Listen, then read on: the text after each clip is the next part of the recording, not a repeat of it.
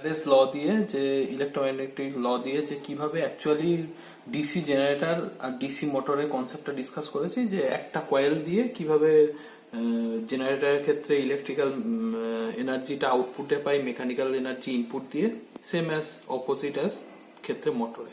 আজকে আমরা জাস্ট একটা ডিসি মেশিনের অপারেটিং প্রিন্সিপালটা দেখবো, যে কিভাবে একটা ডিসি মেশিনের ডিসি মেশিন রোটেট করে সেই জিনিসটা আলোচনা করব। তো যে কোনো ইলেকট্রিক্যাল মেশিনের দুটো পার্ট থাকে, একটা হচ্ছে স্টেটর পার্ট, ফার্স্ট পার্ট হচ্ছে এক নম্বর হচ্ছে স্টেটর, সেকেন্ড হচ্ছে রোটর। স্টেটর পার্টটা কি হয়, ফিক্সড থাকে, স্ট্যাটিক পার্ট, এটা হচ্ছে একটা মেশিনের স্ট্যাটিক পার্ট, আর এটা হচ্ছে রোটরটা হচ্ছে রোটেটিং পার্ট। জাস্ট আমরা এখান থেকে রোটর থেকেই বুঝতে পারছি যে this is rotating part of the machine. So suppose আমি একটা জাস্ট বেসিক আলোচনা করি, যে একটা সিলিন্ড্রিক্যাল মেশিন আছে, যে কোনো what ever may be, we are not discussing about right now it is DC motor or generator. Right now suppose a circular machine which have two pole, stator pole. Stator means it is fixed part of this machine. There is a north pole, there is a south pole. Now there is a rotor part. Rotor part means the rotating part of this machine. Suppose এই পার্টটা হচ্ছে একটা ম্যাগনেটই ধরলাম, এটা একটা magnet আছে। Suppose এই ম্যাগনেটটা what ever maybe, এটা ইলেকট্রোম্যাগনেট হতে পারে বা স্ট্যাটিক ম্যাগনেট হতে পারে, যেটা এরকম একটা সিলিন্ড্রিক্যাল স্ট্রাকচারের মধ্যে আছে, এরকম কনস্ট্রাকশনটা এরকম ভাবে আছে, একটা সিলিন্ড্রিক্যাল স্ট্রাকচার, যার এটা টপ ভিউ, মানে যদি একটা মেশিনের টপ ফ্রন্ট ভিউ, ফ্রন্ট থেকে আমি এই সাইড থেকে দেখি, আমি জাস্ট মেশিনটাকে এইভাবে দেখতে পাচ্ছি, যার একটা স্ট্যাটিক পার্ট আছে। This part is called stator, this part is called rotor. Now if suppose this is north pole, this is south pole, এবার এটা একটা রোটর পার্টটা একটা অবভিয়াসলি কিছুর এগেনস্টে জিনিসটা রোটেট করবে, একটা শ্যাফটের এগেনস্টে শ্যাফটটা রোটেট করবে, যার একটা নর্থ পোল আছে, সাউথ পোল আছে। Suppose it is a static magnet. তো this stator part is north, this is north. তো আমরা সবাই প্রত্যেকে কি জানি, নর্থকে রিপিল করে, সাউথকে সেম পোল কি করবে, রিপিল করবে। তাহলে নর্থ পোলকে রিপিল করলে নিশ্চয়ই এই দিকে যেতে চাইবে, সাউথকে রিপিল করবে এই দিকে যেতে যাবে। তো this is my scenario of this machine. তার মানে এই পোর্শনটা রোটরের পার্টটা নিশ্চয়ই এ কে রিপিল করলে, নর্থ পোলকে রিপিল করলে জাস্ট কি হবে, একটা মুভমেন্ট হবে, মুভমেন্ট হয়ে এই পজিশনে এলো। এবার এই নর্থ পোলটা নিশ্চয়ই এখানে চলে আসবে, এই সাউথ পোলটা এখানে চলে আসবে। জাস্ট এর আগে এখানে নর্থ ছিল, এখানে সাউথ হলো, রিপিলের জন্য এই জিনিসটা এইভাবে ঘুরে গেল। তো এই নর্থটা এখানে চলে আসে। Now what is happening, north south will attracting each other. North south north এরা কি করবে, একে অপরকে আকর্ষণ করবে। তাহলে কি মেশিনটা ঘুরবে? আমরা মেকানিক্যাল ইনার্সিয়ার জন্য যখন একটা, এর আগে এখানটা নর্থ ছিল, এ গিয়ে এই পজিশনে গেল, এখানে নর্থ এলো, এখানে সাউথ পোল, জাস্ট মেকানিক্যাল ইনার্সিয়ার জন্য এইখানে ওভারশুট করে যাবে। কিন্তু আবার কি সাউথ নর্থকে আকর্ষণ করবে, তখন তো এই জায়গায় চলে আসবে। তাহলে কি মেশিনটা রোটেট করবে, রোটর পার্টটা? না, করবে না। কারণ হচ্ছে একটা সাইকেলের পর আবার যখন অ্যালাইন পজিশনে হয়ে যাবে, নর্থ সাউথ নর্থ, তখন আবার এরকম নর্থ সাউথকে আকর্ষণ করবে, এ ফিক্সড হয়ে যাবে।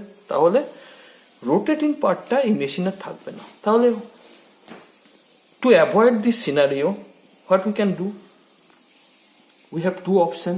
আমরা যদি একটা কি করতে পারি, যে মুহূর্তে এই রোটরটা এই জায়গায় এলো, নর্থ সাউথ নর্থ হলো, সেই মুহূর্তে যদি আমি স্টেটরের পোলটাকে চেঞ্জ করে দিই, এটাকে সাউথ পোল করে দিই, এটাকে নর্থ পোল করে দিই, it can be done by, if it is electromagnet we can done it, if it is electromagnet we can do it by changing the polarity of current of whatever may be. Now this position, it is south, it is also north. Now south will refill each other, Now again it will move. North repel each other, again it will move. Whenever it is here, then again south pole will arrive here, north pole will arrive here. Same scenario happens, south north south. Then scenario is each pole will attacking each other. Attractive force will be there, but same we can change the polarity of the stator pole. We can change it by south south north to south. Now again same scenario, north will repel each other. So it could be done by changing the stator pole, but actually in DC machine we are changing the pole of the rotor, not the stator. If we change the pole of the stator, same thing will happen. It will, after at aligned position, the current direction in the rotor is such that pole direction will also change. So we can see how we can change the pole of the rotor by next few minutes.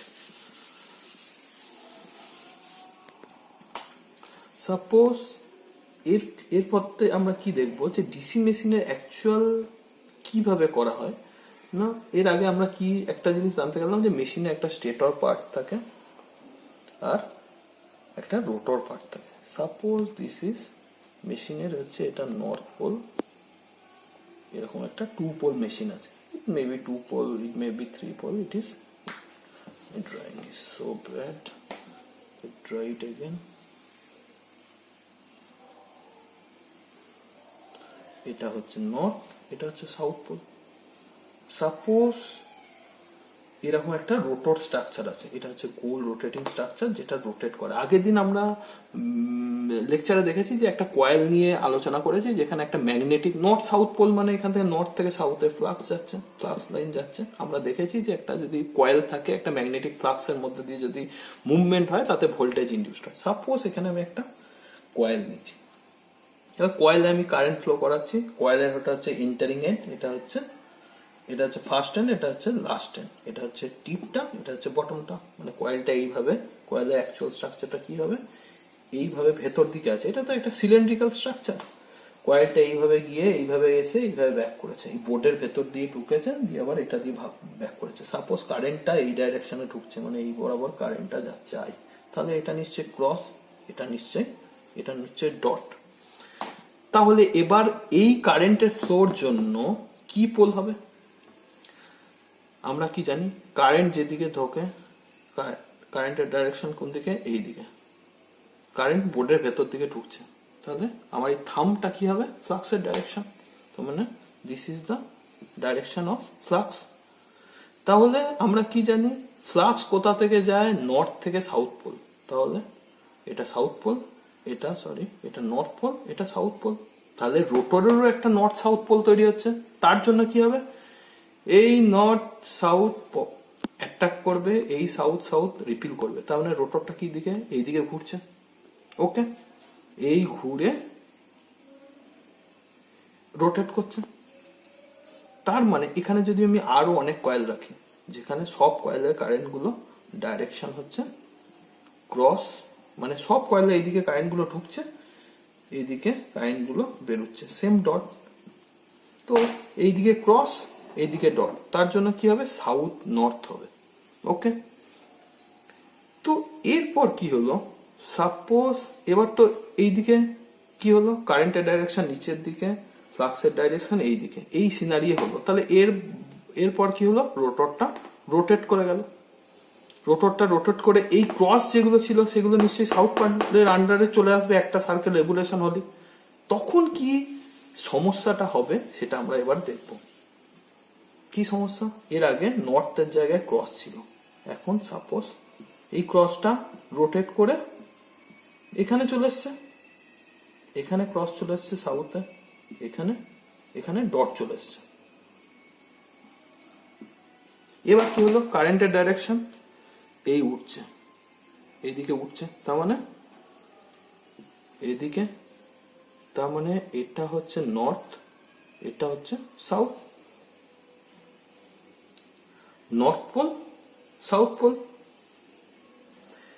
তার মানে এবার আমি কি দেখতে পাচ্ছি, south আর north pole তৈরি হলো। এই সাউথকে অ্যাট্রাক্ট করবে, রিপিল করবে, এই নর্থকে রিপিল করবে।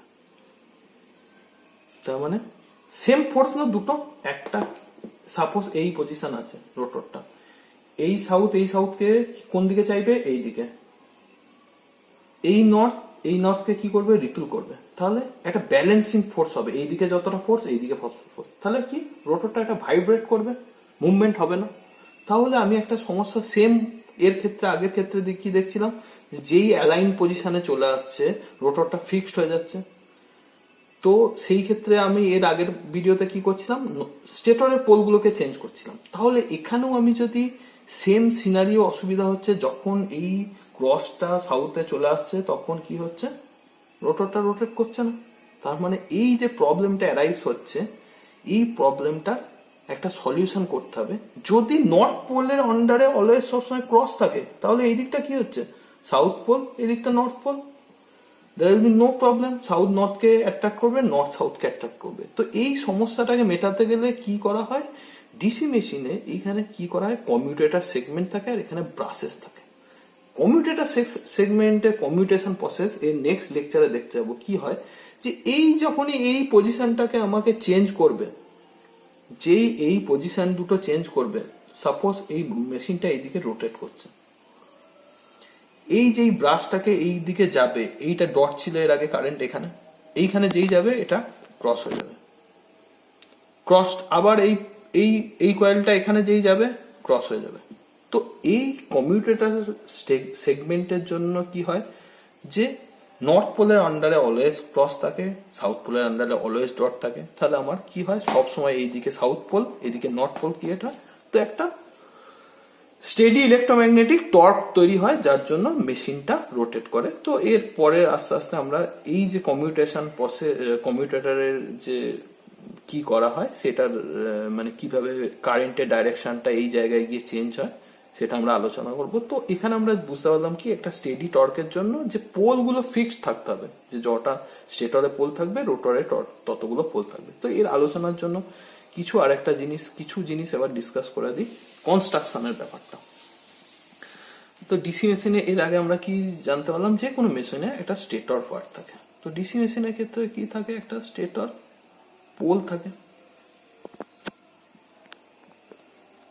এরকম একটা পোল থাকে স্টেটর পার্টে।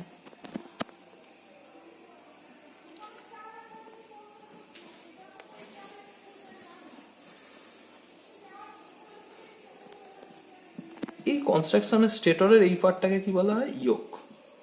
This is stator north pole, south pole.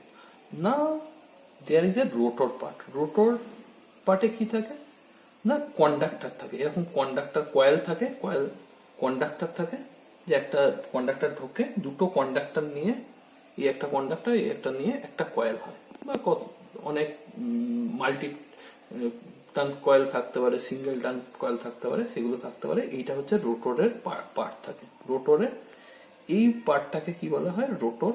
রোটরটা কিরকম ভাবে থাকে, টুথ স্লট করে, এরকম স্লট থাকে রোটরের মধ্যে, এরকম স্লটের মধ্যে কয়েলগুলো থাকে, আবার টুথ থাকে, আবার কয়েল থাকে। মানে এই যে রোটরের পোর্শনটা, এটা এইভাবে হয়। কিভাবে হয় না, এরকম একটা স্লট থাকে, স্লটের মধ্যে কয়েল থাকবে, এই যে কয়েলের আগে এর আগে ডিসটেন্স, তারপর টুথ থাকবে, তারপর আবার coil, tooth coil, tooth coil. Okay, এরকম একটা সার্কুলার শেপ হয় রোটরের। এটা জাস্ট আমি একটা শেপ দেখিয়েছি, যে নর্থ পোলের আন্ডারে যে কয়েলগুলো থাকে, এই স্লটের আর্মেচার, এই রোটরের এই পার্টটাকে বলা হচ্ছে আর্মেচার। নর্থ থেকে সাউথে ফ্লাক্স ফ্লো করে, এই ফ্লাক্স লাইনগুলো এই যে স্লটের মধ্যে কয়েল থাকে, সাপোজ ডট দিলাম, ক্রস দিলাম, এই কয়েলের মধ্যে এই ফ্লাক্স লাইনগুলো কাট করে দিয়ে, এর রোটেশনের জন্য আমরা জানি একটা ফ্লাক্সের কোনো ম্যাগনেটিক ফিল্ডের মধ্যে দিয়ে যদি কোনো ফ্লাক্স লাইন যায়, তার জন্য কি হয়, ভোল্টেজ ইনডিউসড হয়। তো এবার এখানে একটা জিনিস দেখার আছে, যে এই ফ্লাক্সের জন্য এখানে কি হয়, এটা ম্যাগনেটিক মেটেরিয়াল, তো রিল্যাকটেন্সটা এই পথটা, এর মাঝে এয়ার গ্যাপ থাকে, তো রিল্যাকটেন্সটা এখানে এটাও ম্যাগনেটিক এটাও ম্যাগনেটিক, এর মাঝে এয়ার গ্যাপটা অনেকটা বেশি, তাহলে নিশ্চয়ই ফ্লাক্স লাইনগুলো কি চাইবে, এর মধ্যে দিয়ে যেতে হয় সবসময়, টুথের মধ্যে দিয়ে যেতে হয়। তো এখানে কম ফ্লাক্স এখানে বেশি ফ্লাক্স টুথের মধ্যে দিয়ে। তো এইখানে কি হয় জানবো যে এই ফ্লাক্সের ডিস্ট্রিবিউশনটা পোলের আন্ডারে কি হয়, এরকম হয়, কোথাও বেশি কোথায় কম, টুথ গুলোতে বেশি, স্লট গুলোতে ফ্লাক্সের ভ্যালুটা কম। তো এর পরে আমরা পোল শু এই পরের লেকচারে ডিসকাস করবো যে কনস্ট্রাকশন আরো ডিটেলসটা।